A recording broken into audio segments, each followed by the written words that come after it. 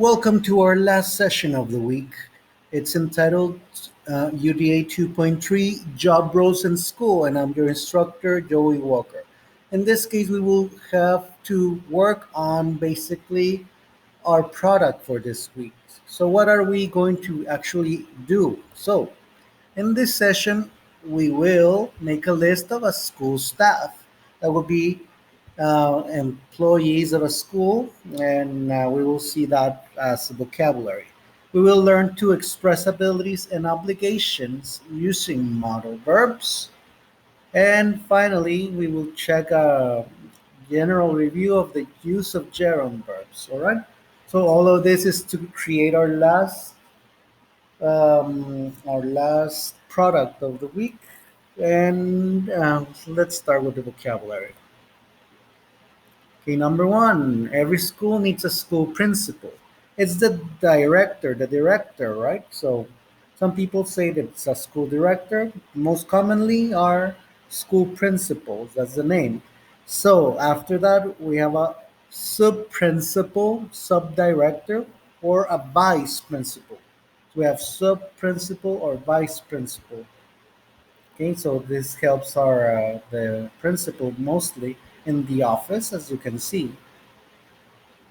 Next one in our list is secretary, the ones that take care of the papers, of the calendars, of writing all of the grades in the offices, in charge of all of the entries, paperwork, and fees, and all of that. Next up, we have a janitor, people that keep the school clean. So that was also another job that is important. We have a maintenance clerk. So you see somebody that keeps the school's facilities in working condition. They fix or repair things that are broken, and they install things when they need to be installed. So obviously, we have a teacher. By being very general, we have a teacher. In our case, we have a set of teachers. If we're talking about a general secondary school or a general middle school, we have different types of teachers. As we can see, we have the physical education teacher or the sports teacher. So the physical education teacher or sports teacher, right? We have a music teacher for secondary level also. If it's a general school, like I said, if not, we just have teachers like in the telesecundarias where we work or where our students work actually. Maybe there's not a lot of staff like this, but it's always good to know. Next one, maybe a theater teacher. hmm So they tell you how to do plays and all of that. And we have an art teacher, painting, sculpting, all of that. And sometimes a teacher needs to take on all of these roles. For example, a dance teacher for the festivals, and art teacher for the crafts of Mother's Day that just passed, things like that, or Teacher's Day actually, which is coming. So let's check modal verbs. A modal verb is basically an auxiliary verb or a verb that can actually be used in several or different ways. For example, if we want to express the ability, an ability, and this is very important because we're using it in our product. For example, can and could. Example, David can speak three languages. He has that ability. He can do it. He could speak fluent French when he was 5. So we use could for a past ability or an ability we had some time ago. And also we have could for a possibility, right? This is also something that we have to focus on. Check. Permission, we can use can, could, and may for questions. Can I sit in the chair, please? Could I open the window? May I borrow your dictionary? In this case, this one is as a review. We're not going to do it because it's permissions, questions. We're not doing it in this particular assignment, but I think it's necessary that we review it as well. We have advice, the word of should. You should visit your dentist at least twice a week, like the advice letters that we did in prior assignments, and you should try to lose weight. Now, there's another one, another use of should. It's a suggestion, remember? It's not something, and this we will do it in our product, a suggestion. Something that maybe it's not totally necessary, but it's suggested that they do it or they the people that we're going to describe do. All right? And we have obligation, must and have to. Example, I must memorize all these rules about the sentences or about the tenses. Must is like totally a rule, and have to is self-imposed or imposed by others. For example, you have to take off your shoes before you get into the mosque. Have to. Example, you must have a visa to go to the United States. It's a legal requirement. You can say, I have to take a visa, or I have to take my exam, or I have to take my exam, my admission exam, in order to get to the university.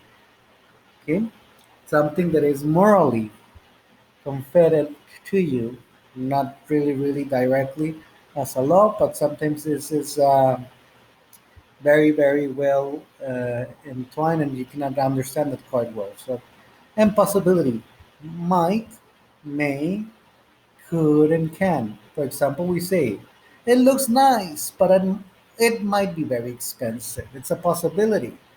Richard may be coming to see us tomorrow. So I can say could for a possibility. High possibility. They could. But maybe it's a high possibility that they do it, not that it's necessarily done. Okay? Check. The gerund. We have the usage and the examples. The gerund verb is, remember, it's ing. First, the usage, the subject of a sentence. Writing in English is difficult. We don't say to write in English is difficult. We don't say to watch TV is my favorite pastime. Whenever we start a sentence, we use ing expressing an infinitive. Okay? Also, it's an infinitive of purpose. As a direct object of a sentence, in this case, a verb plus ing, like, love, hate, enjoy. I like writing in English. I love going out to restaurants. That would be like, love, hate, enjoy. Another verb, ing. And a subject or a complement. For example, we used to be ing in present continuous. My cat's favorite activity is sleeping. Present continuous. One of his duties is doing homework. Present continuous. So these are the three main usages of present continuous. We're going to, well, not present continuous, of the gerund form, and we're going to use the first one in our assignment. Now that we've known this, let's check the assignment. Job roles in school. In this assignment, I decided to use three positions. Okay. Number one, English teacher. That's the job, English teacher. Abilities. An English teacher can speak, read, write, and understand English. That's, if you cannot do that, well, you cannot be an English teacher. An English teacher could, it's a high possibility, could interpret or translate from English to another language. And I use could because if I say can interpret, I mean, he can. It's totally sure, 100% sure. But in this case, some English teachers are native speakers that don't have a second language. For example, Americans, British, that they don't have another language.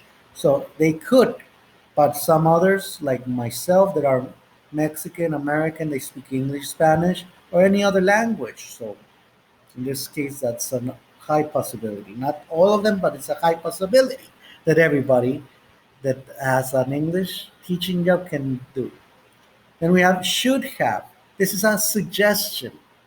Should have good grammar and pronunciation. And I say should have. I wish that they have that. I've worked with some English teachers that are native, and they know how to teach, but sometimes they don't know the grammar. I have other cases where the teacher is non-native, and doesn't have a very good pronunciation. So in this case, we have both of the cases. They should have a good grammar and a good pronunciation. Now, obligations, we use must and have to. Obligations for any teacher must plan his or her classes, has to know the American or English culture. Remember, this is something important for English teachers to be promoters of the language and the culture. And an English teacher has to be a a role model for his students, basically, in the language, in the pronunciation, in the grammar. Everything that an English teacher does is a model for the students. Okay?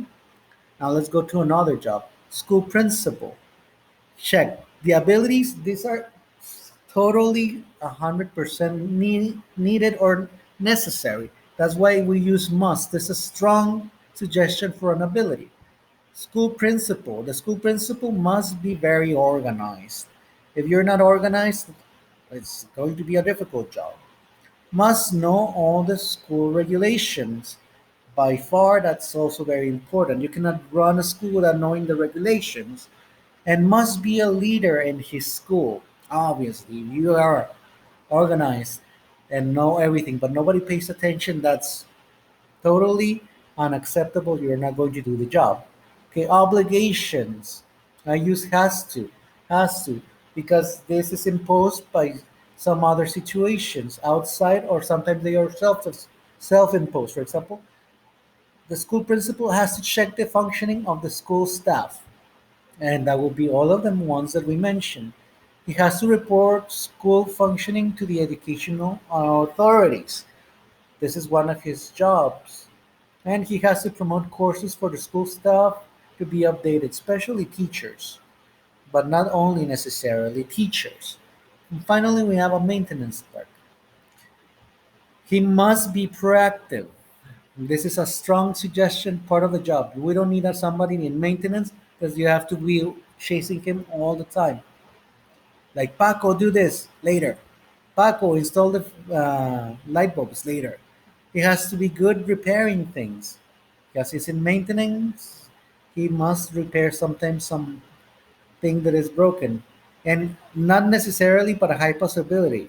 Could he could know plumbing, electricity, and about construction. If you're in maintenance, that means that you'll have to do eventually one of those, even painting, right? Which is part of construction. Finally, we have in the obligations, since we're talking about very, very specific things, we say installing new equipment. Has to install new equipment, or you can just say installing new equipment. So maintenance clerk, and one of the jobs is installing new equipment and fixing school facility. So here we're using gerunds, ing, for the start of a sentence. We're using have to, has to, and must for obligations. We're using can, could, and should for abilities, possibility, and a suggestion in the job. Must, and must. We're using it as an advice or a strong obligation. This is totally necessary. And must, totally necessary, has to be necessary, less strength though, and could for a possibility.